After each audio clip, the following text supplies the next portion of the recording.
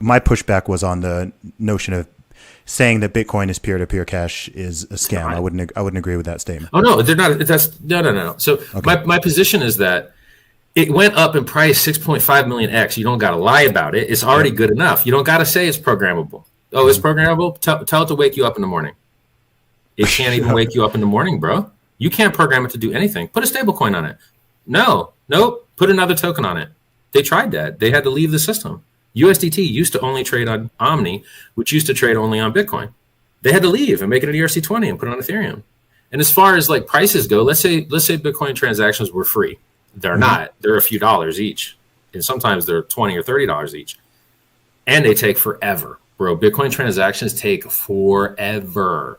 Like I've waited hours for transaction to go through. Hours. To get one confirmation, let alone the 6 you're supposed to wait for. Yeah, that can happen for sure. Dude, yeah, it's a Poisson distribution. So like if you have something that went up in price 6.5 million X, you don't have to make up stuff like, oh, it's going to be peer-to-peer digital cash, because even if it was free, which it's not, it's really expensive. You can only do 300,000 transactions a day, maybe 500,000 transactions a day, depending on how many outputs are being spent, which is how big the transaction is.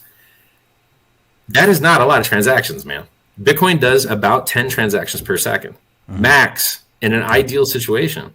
You cannot put a single popular video games currency on that.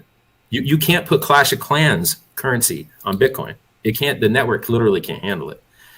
So it can't be peer-to-peer digital cash yet, because there's just not enough throughput, even if the fees were affordable, which they're not.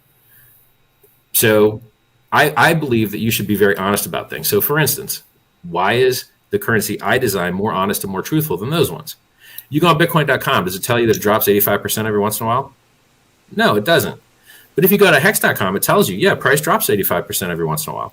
It's more honest. It's more truthful. Why not be truthful, right? Does it say that sometimes it goes to zero?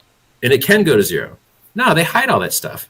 They say it's volatile. Well, saying it's volatile doesn't really tell someone this can go to zero and stay there. So I just do everything better and tell the truth. And then people out there, I don't know, they just don't listen. They don't listen, man. I don't get it. I don't understand it. And by the way, I think this is I think that we have. So here's what people only care about: price. They talk about, oh, I'm in it for technology. No, man. No one's in this for technology. We're all here to get rich. So price goes up and it makes taller and taller candles in shorter and shorter time frame. It makes a parabola. And what happens when you fall out of the parabola? Traditionally, technical analysis will tell you that when you fall out of a parabola, you don't have the fuel to keep running up higher numbers anymore. You drop 85% of the move.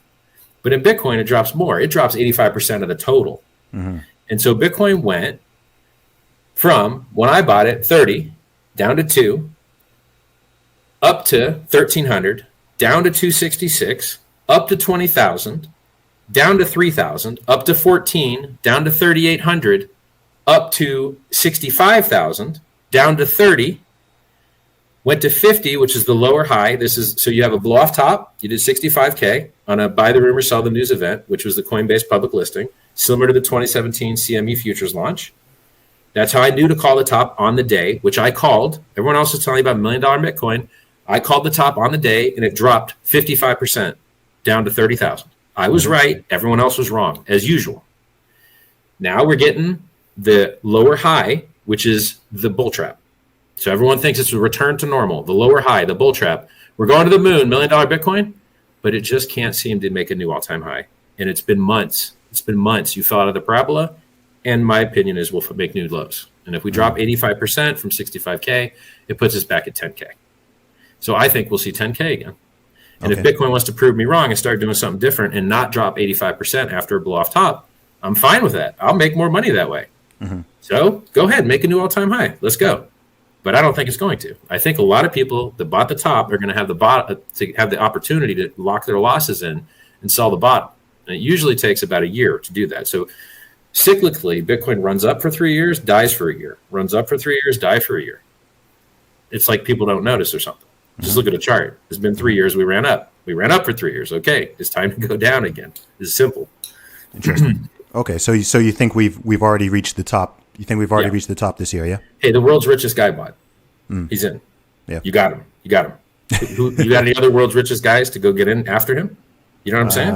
I know. You Bill need Gates. this is a closed system. Yeah, Bill Gates Bezos. hates crypto.